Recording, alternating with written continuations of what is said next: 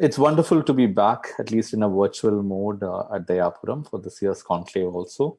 The original arrangement was me being at the evening session, but I think this is still something I would certainly enjoy uh, as an interactive session here. So what we would, so what has been asked of me is to give you a flavor of what exactly is in store when it comes to academia, specifically teaching, right? And that's basically what I would plan to do in the next maybe 10 minutes. I'll try to give you a flavor, and that's all that one can do the limited time. And this is about what is basically life in academia, specifically in teaching. Because the other details, like you want to become a teacher, what are exams that you have to pass, what are scholarships that you get for your research, a lot of this information is readily available now for you with a Google search. So I guess it would be better if I talk about maybe like an everyday life of a teacher and see whether this is something that you may be interested in, and also tell you options. It doesn't mean that teaching is the only thing that you do in academia. There are lots of other opportunities also. Maybe tell you a little bit about that, and then any specific queries that you have, we can take that in the Q&A session, because I don't have any ambition of trying to cover like the entire field in 15 minutes. Okay, so let me admit one thing first. I don't think a college teacher is very qualified to talk about teaching as a profession. This is because what do you mean by something as a profession, or he's a professional something?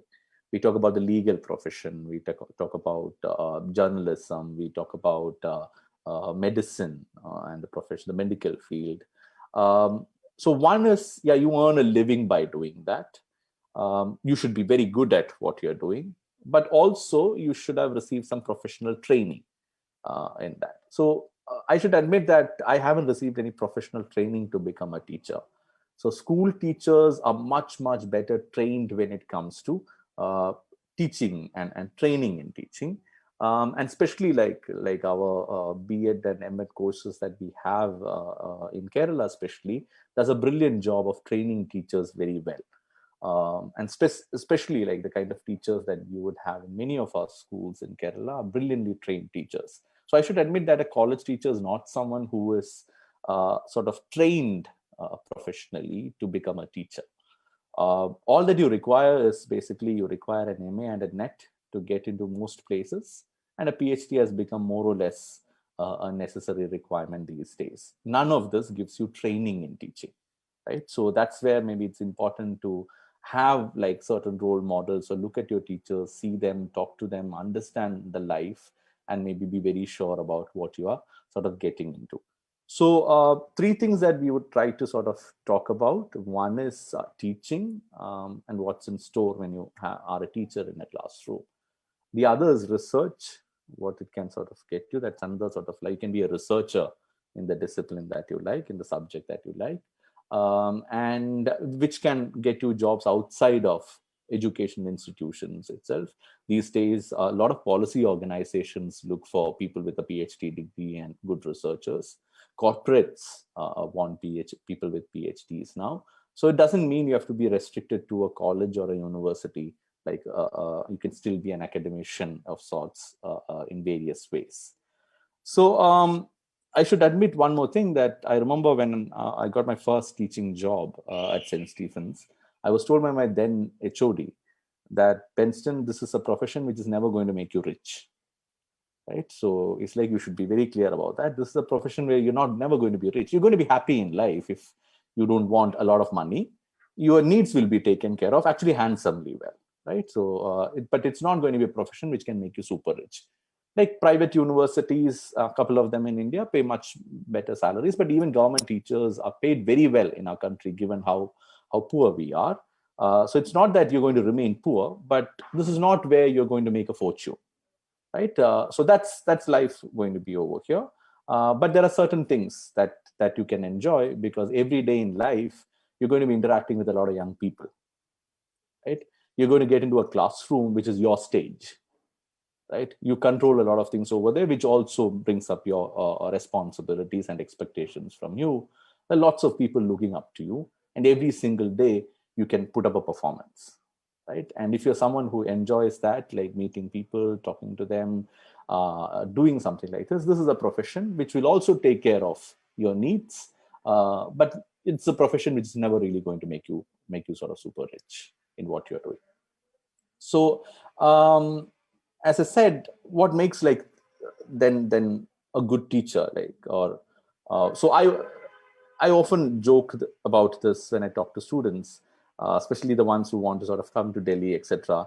Like a young boy or a girl going from Kerala to Delhi, or most of these outside states now, to study an arts and science program, etc. You ask them, most of them are going to have civil service in their minds. It was the same story with me also. So you go to Delhi after watching King and Commissioner, right? So I went to Delhi in 2006. So that was getting influenced by a lot of these movies, and one wanted to be a civil servant. A lot of my friends also wanted to be a civil servant. Things changed later on, and one big source for that was seeing some wonderful teachers. I had some good teachers in school, and I had some very good teachers. I was very lucky to get some of the best teachers in the discipline, both the undergrad level and also the postgrad level.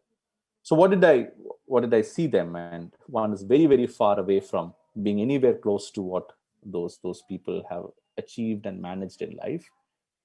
So what we should understand is, for a teacher, the classroom is basically a stage. You're up there. Most of the days you'll be the only one up there. And the entire class is sort of watching you, right? So this is just like theater, right? You're on stage and there's an audience sort of watching you. Right? And when this happens, like we know, like, so a good teachers will also have to be a very good performer. Right? So what is a good performance over here? A necessary condition for a good performance is that you should be excited about what you're doing. Right? Imagine an actor, an actress, a performer on stage who's not excited about what the role he has got, what he is doing. The person cannot be a good performer. Similarly, like a teacher, if the teacher is not excited about that subject, cannot be a good teacher. So that's a necessary condition. It's not a sufficient condition. Like some of you are from a quantitative background might know the difference between a necessary and a sufficient condition. We use that in proofs a lot, right? Mathematical proofs and all. So you may have done this in schools and early college and all, or some of you from quantitative backgrounds like physics may still sort of be doing a lot of this. What is the idea of a necessary condition? That you have to have this quality in order to be a good teacher. It's not a sufficient condition, because not everyone who is excited about a subject or a discipline will go on to become a teacher. So it's not necessary. There are going to be other options also, some of which we can basically discuss. But one thing you have to be very sure about is that you have to be excited about the discipline that you're doing right now, or something very much related to that, if you want to be a teacher in that discipline. Because when you are on a stage, and if the performer is excited about what he or she is doing, that excitement can be very infectious. It spreads to others. So if the teacher is passionate about the subject, is excited every day to come on stage and perform, you would see the class automatically getting infected with that sort of excitement. The students will also feel guilty if the students are not participating. Look, the teacher is putting in so much. She's coming so prepared. She's doing all these applications with us. We should respond. Because the teacher is a central position of the class, right? So if the teacher is excited, the students will get excited. You'll get better outcomes. So one thing you have to, so all that we're going to do like right now is just think in terms of, do I have this sort of a quality? Then teaching could be an option for you. I'm not saying all of you should become teachers for that. It's just an option. You can pick from that. But one necessary condition is you should be passionate. You should be excited about what you're doing. As I said, it's a necessary condition. It's not a sufficient condition. It doesn't mean that you're excited about something, you should become a teacher in that sort of subject. But the classroom, as I said, is a very small place. So when the classroom is a small place, if that central character, the teacher, is excited, it naturally spreads to sort of the entire sort of class. The other thing that a teacher will have to be very careful about in life as a teacher, the teacher has to be very, very patient, right? And life, I can say, is much easier teaching in college than in schools, because students are a lot more serious. And in school, you'd also have to worry about so many other things. Those kind of distractions are, at least my experience has been, that's not really the case in a college classroom. So we get away with that lack of training that maybe the training that school teachers have and which we don't have. We get away with that maybe because some of the problems that we face are also slightly different. But there is no denying that the just a moment. This is work from home, right? So yeah. Okay, so the idea here is patience is a very, very important sort of a quality here. Students are going to be of different levels, right? At different levels, sorry. Like when you sort of get them. For example, I'll tell you one big crisis that I faced when I taught a first year class for the first time. So here in college, a first year economics student, some of them would have studied economics in school. Some of them would not have studied economics in school. Right? They'll be from like a science background, or they may not have studied economics in school. So the first introductory paper that you teach them might sound very trivial and very simple for someone who has already done it. And they've already taken it in a very mechanical way. And it's very difficult to make them sort of unlearn what they have done. So they'll be sort of flushing out all kinds of answers and very participative. The others will get intimidated, someone who hasn't done it. So similarly, at all levels, you can imagine that in your classroom, students are going to be with different backgrounds, different levels. You have to be sort of very, very patient over here. But the classroom is also going to put a certain kind of pressure on you. Some of that pressure can be very good because you know that I'm going to be on a stage, I'm going to face the student audience of 40 people, 45 people. Some of them are very smart. They could be coming up with very nice questions. That's a good pressure that you can use, right? And sometimes that's the only pressure that you really need to exert every single day and go up there and derive a lot of happiness from that sort of stage. Something that goes without saying is also that a teacher has to be very fair. A lot of this is going to be common across all kinds of professions, right? So what you can see is when I'm sure like the others, when Arjun and Sawad will also be speaking over here, like, can you be in any career and be successful without being excited about it? No. It's not specific to teaching. As I said, that's just a necessary condition, right? But the thing about teaching is just sometimes just to understand that there is this young audience which is very dependent on you, right? So that dependency is something that there is, without going, it says sort of you should never be exploiting that kind of a dependency. It raises your responsibility in a slightly different way. You should understand that there's a young audience sort of very much sort of dependent, looking up to you. So there's a set of considerations that come from that. So a teacher has to be very fair, right? In all kinds of dealings, the teacher has to be extremely fair in the dealings that you have. We can take up that sort of in data detail sort of later if time is running out here. Communication skills. Does a teacher have to be have excellent communication skills? I would say communication skills are very important, but that is certainly something that you can work on and always improve. You don't have to be, when you're writing, like when you're deciding upon whether you want to be a teacher, you have some stage fright right now, doesn't mean that you can never be a successful teacher in life. That's something that you'll have to let go of, but be very assured that that is something that you can work on.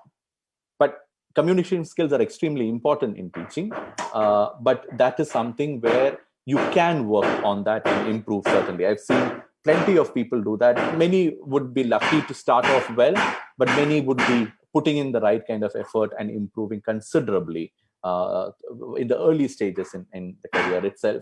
Especially when you when you want to become a school teacher, for example, the training that you get is going to take care of this to a great extent. Right? Because you're going to face your classroom, your friends very regularly, you're going to other schools, they train you. That's why I said like the kind of training that we have is quite good. We have certain other systemic issues which maybe make certain people lazy after getting into a job and not performing up to that potential, but the training that they get at the beginning stage is something which is of great quality. But one thing that you have to be very careful, just like in any other field, is that a teacher has to stay relevant. That's very true now, right? When you have information at your fingertips, you don't want a fact reproducing agent as a teacher. A student can do that on their own. They can look up in Google, and they'll get all these things that you want, right? So often that's something that goes against, like many teachers, the lack of ability to stay relevant. So how do you stay relevant? You just, again, that excitement about the subject and everything can help you stay relevant. So, but one thing that often happens is, in many places, for example, especially at undergrad level, I'm someone who believes that there should not be a lot of specialization at the undergraduate teaching level, right? You should be good enough to teach all kinds of subjects. You should keep on changing your subjects, because if you keep teaching the same subject for 10 years, you're going to get lazy. You're going to use the same set of notes. Students are going to get bored. So one way of maybe making people stay relevant is also keep on changing their subjects that they teach. For example, in college, we have to change every 3 years the paper that we teach. So which means you're going to start a new paper, you're going to prepare. The first year is sort of a lot of learning from students also. The second year is maybe when you practice what you sort of learned from the first year. And third year is maybe when you do the best sort of job. Fourth year, you can give up the paper to someone else, right? That's something that we should sort of do very well. So you have to revise very periodically, like the papers that you teach, what's happening within the discipline. And at a postgraduate level teaching, etc., specialization is something that could help, right? But there is no question that, especially in today's world, where a child can just go up on Google and search for information, you don't want a teacher to be just providing information. Even if you provide it like in a very sort of good speaking style and communication skills, but the students should get a lot of value out of a classroom, much more than just factual information being reproduced, right? So that's something which is of great importance. And here you have to acknowledge the fact that there is nothing wrong in telling a student that I don't know this, I'll get back to you. I look up and I get back to you. I've always seen students respecting that, right? The student asks you for some data, or you're teaching a model, and the student asks, okay, what if this variable looked like this instead of what we have assumed? From suddenly, I may not be able, I may not be in a position to answer that, right? So I instead maybe tell the person that, look, let me work it out and I'll get back to you. I've seen good students respecting that. No student is expecting you to be a walking encyclopedia, right? So no student is expecting. A good student would always be very happy and would take that as a happy answer, right? That, yeah, the teacher will get back to me with something. Especially students who ask questions to learn, right? And genuine sort of students will always respect that. So again, you don't have to be knowing everything, like to be a teacher is not someone who knows everything. Don't go for that kind of. You can be rest assured that you have the ability, you have the opportunity to go back, look up, solve it on your own, get back to the students next time, but get back, right? So don't tell them that I'll get back to you with the answer and just vanish. Be faithful, right? And that's again something which I always see students sort of respecting sort of very well. You could be excited about the subject that you're doing right now, but you don't want to be a teacher, but you want to stay in the subject. So I love economics. I don't want to be an economics teacher. This is still something that I could do. I want to work with the subject. I want to apply it. Research is maybe a good option for you, right? And in India, especially, like you have some funding that you get if you clear the UGC JRF exam. You get some good scholarship which can help you do PhD. Not a very sizable amount, and there are structural problems in how PhD research is undertaken and degrees are awarded in India. There are some issues. So my advice would always be, if you can go abroad, if you don't have serious constraints. No, I'm not talking about financial constraints. PhD in a good place abroad will be very well funded. You don't have to worry about another. You're going to get good funding. You can take care of yourselves and save money, right? That's how good funding are. That's how good funding is in many of the foreign universities, who will be very happy to have a very diverse student field. And it's much more professional over there, the dealings. Many Indian universities, the research and the relationship between supervisors and the students, the PhD guides and the researchers are very feudal in nature even now. Right? It's very exploitative. The quality of the research also suffers as a result of this. So I would always tell, like I keep telling my students also, that if you have an opportunity to go abroad, that you don't have any family issues and that you have to stay back, maybe be with your parents. There could be issues like many of us face. But if you have that opportunity, do go abroad. And you should take it very seriously when it comes from me, because I'm someone who's doing a PhD in India. Right? I'm still saying you don't do it in India, go abroad. Right? Because you have, and funding is not something, if you're good enough, the funding that you're going to get is going to take care of all your requirements and also help you save enough, much more than a job that you would have in India. Right? So we can discuss that if there are Q&A specific to that. But a PhD would open up the field to do a lot more for you. You can stay in the subject. You're passionate about history. You're passionate about physics. I don't want to teach physics, but I want to be in the subject. So do your PhD. Do it as soon as possible then. And stay in the discipline. Then lots of opportunities. You can work as a scientist. You can work as a researcher with organizations, policy organizations like World Bank, etc. Now hire a lot of PhD people. Right? Corporates hire PhDs to do their research wings and do research. And these are very well-paying jobs. So if money is a consideration for you, that you have to get a well-paying job also. These are all things that you don't necessarily have to be a teacher. If you like the subject, there are plenty of ways in which you can apply the subject, do something of your own. But in life in academia would require you to maybe spend some time with the subject. So and that's where like a research degree can be of serious value addition. So in India, like if you want to do it, you should finish off your masters. You should if you want funding, the Junior Research Fellowship offered by CSIR and UGC are good options. Several institutions have their own options. There are good private universities like Ashoka University, which offers very good funding on their own. Different IITs, etc., may have some of their own scholarships. There are some places where, in sciences especially, I think a PhD in India is still very good, right? Like our places like TAFR, IISCs, ICERs are top-notch institutions. Social sciences, humanities, I would say our institutions are still sort of behind it when it comes to setting up a proper professional environment for PhD research. So I would want all of you to at least consider the option of going abroad for your higher studies, especially when you want to do a PhD. That's an option that you should at least consider. Don't worry about funding. That will be taken care of if you are good enough. The universities will be very happy to offer you funding. There's plenty of funding out there and scholarships of all kind. You can join organizations like UN, World Bank. These are all organizations which will be very happy to hire good researchers and people with research degrees. This is just about what you can do if you really like a subject and you want to stay in that discipline. Just options in sort of academia. I'll be very happy to answer any specific questions that you have and keep in touch otherwise also. But this is all I want to sort of say as an introductory sort of remarks, and happy to take any questions later on. Thank you so much.